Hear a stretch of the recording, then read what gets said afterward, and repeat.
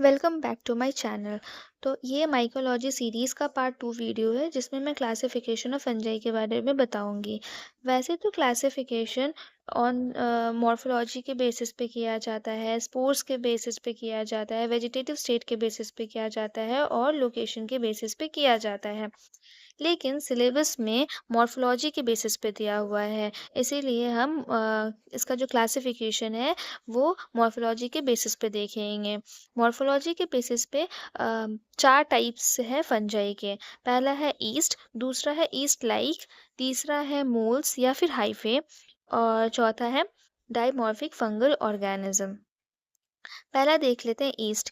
East जो है वो राउंड या फिर ओवल यूनिसेल्यूलर फंजाई होता है जो कि रिप्रोड्यूस करता है बडिंग से। और अगर इसको कल्चर मीडिया पे अगर इसको ग्रो करवाएंगे तो इसका जो कॉलोनीज होता है वो क्रीमी म्यूकॉइड कॉलोनीज बनाता है। इसके एग्जाम्पल्स है क्रिप्टोकोकस, सैकेरोमाइसिस सेरेवेसी। और इसके बाद देख लेते हैं ईस्ट लाइक फंजाई को। ये भी यूनिसेल्युलर होता है, ये रिप्रोड्यूस करता है बडिंग से और फ्यूजन से।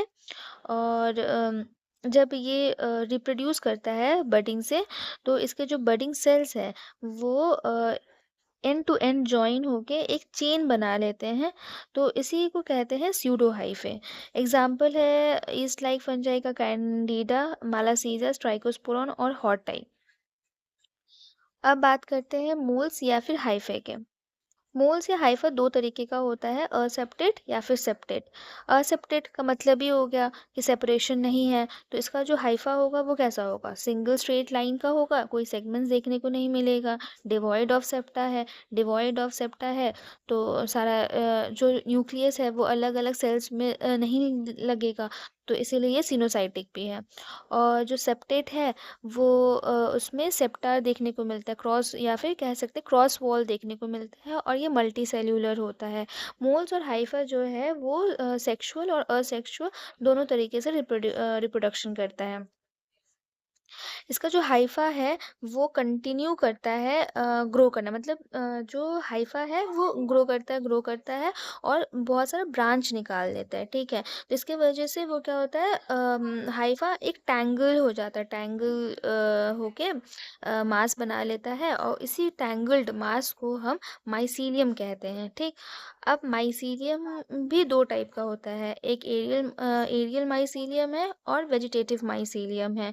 तो जो एरियल माइसीलियम है वो क्या है, अम, जो कल्चर मीडियम में माइसीलियम का वो पार्ट जो सरफेस के बाहर होता है उसको हम एरियल माइसीलियम कहते हैं।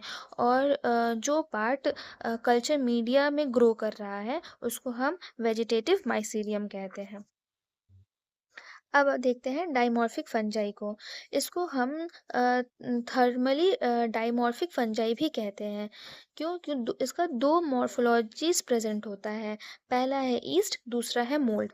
अगर फंजाई को 25 डिग्री सेंटीग्रेड का टेम्परेचर मिलेगा तो वो मोल्ड फॉर्म में प्रेजेंट होगा, और अगर उसको 37 डिग्री सेंटीग्रेड का टेम्परेचर मिलेगा तो वो ईस्ट फॉर्म में प्रेजेंट होगा। ज़्यादातर जो सिस्टमिक इन्फेक्शंस होते हैं वो डाइमॉर्फिक फंजाई के वजह से ही होते हैं। इसके ऑर्गेनिजम्स कौन कौन से हैं, ब्लास्टोमाइसिस, हिस्टोप्लाज्मोसिस, पेनिसिलियम मारनेफी, स्पोरोट्राइकोसिस। तो इसी के साथ क्लासिफिकेशन ऑफ फंजाई खत्म होता है।